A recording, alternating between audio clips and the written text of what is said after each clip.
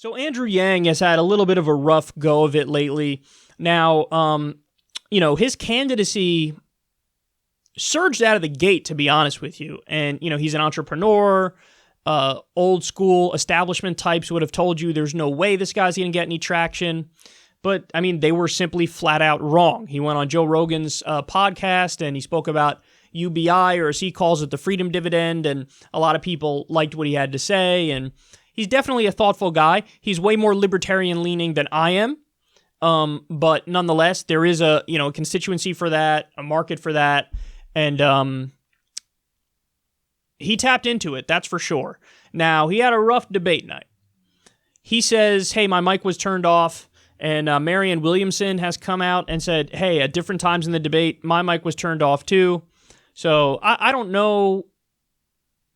Well, I'd say I don't know why they do that, but I do know why they do that. NBC could have tried to steer the discussion in a direction they wanted to, and what they did is try to, I guess, quiet down the candidates who they viewed as fringe candidates, who are not in the top tier candidates. And that is unacceptable. So assuming that that's true, that is unacceptable that they did that. But even so, Andrew Yang did not perform well in the debate the few times he did talk. And it brings me no pleasure to say that, because I predicted beforehand that he was going to do really well in the debate, and so well that he'd get a measurable bump in the polls. Boy, was I wrong. I was dead wrong on that. So, hey, you get some right, you get some wrong. This is one I got wrong. But we'll see. I think has enough individual donors to get into the second debate, so we'll see if he can redeem himself. But I got to cover this story because I came across it on Twitter, and I can't get it out of my head, and I have to share it with you. So here he is. Andrew Yang was at a campaign event in Iowa, and it was televised on C-SPAN, and he was asked about the issue of Israel. He did not do too well with this answer. So in terms of the money we're giving to an ally like Israel, my first instinct would be like, why would we reduce it? And so certainly if I communicated something else, like that's not the idea at all. There are certain relationships we have that, to me, we need to rebuild and strengthen. And I would suggest that our relationship with Israel is one of them. And what about the Arabs? You'd have to look at it on a case by case and say, like, what's happening in terms of our bilateral relationship with a particular party. But my zeal is to try and build strong alliances and partnerships. If someone's been working with us for a long time, they should feel like they're being rewarded for that, frankly. And then if someone has an interest in working with us, we should be open to rewarding that too. But for each country, you'd have to look at what's going on at that time and what the lead-in has been.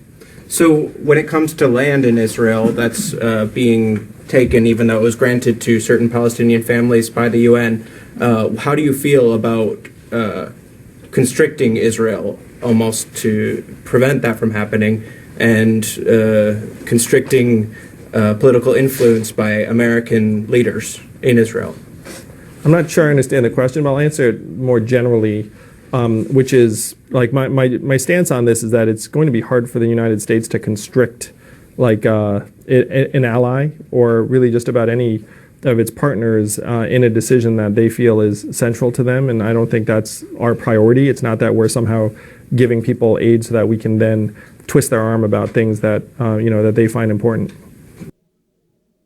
Wow. Wow, that was bad, Andrew. Wow. That was a little bit left fieldy, not going to lie. I was not expecting that. Now, to be fair to him, all the candidates are relatively bad on Israel, but there are degrees. And Bernie, I think, is by far the best on the issue of Israel because he's repeatedly criticized the Netanyahu government. He was, telling them that Operation Protective Edge was terrible and they were killing civilians. And he is much harsher in his rhetoric towards the government than anybody else, the Israeli government than anybody else. But Andrew Yang, good googly moogly, you went straight, your answer is basically an answer that could have been given by, Kamala Harris or Joe Biden. That's what you just did. What are you doing? What are you doing?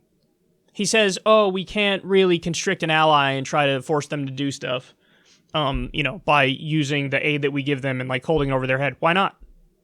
Why not? George H.W. Bush actually did that. That flaming lefty.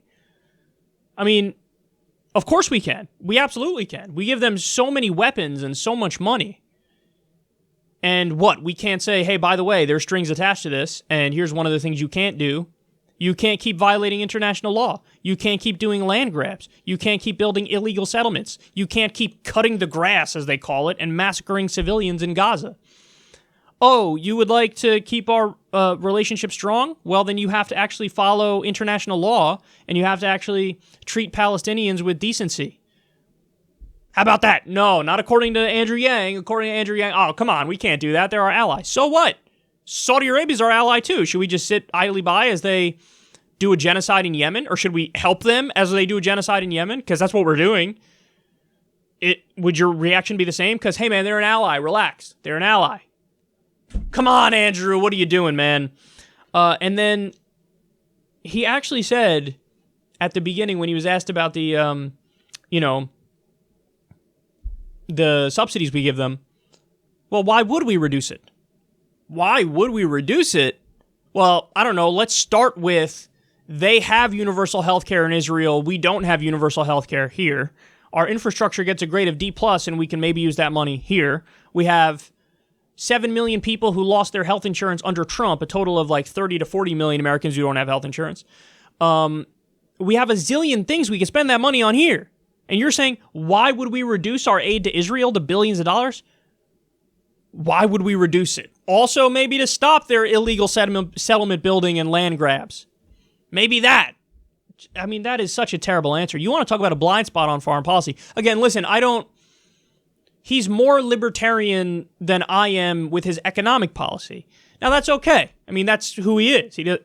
He's just not in agreement with me. But it is what it is. If you're more libertarian leaning, okay, then you could look at somebody like Andrew Yang. But on foreign policy, that is like as big of a blind spot as I've ever seen on the issue of Israel. And it's a terrible answer. It's an abysmal answer. And that in no way, shape, or form fits with this model of how he's constructed himself as like, oh, I'm an anti-establishment guy as well. I'm from that anti-establishment wing of the Democratic Party. That is as pro-establishment an answer as you could possibly give, and it was horrendous.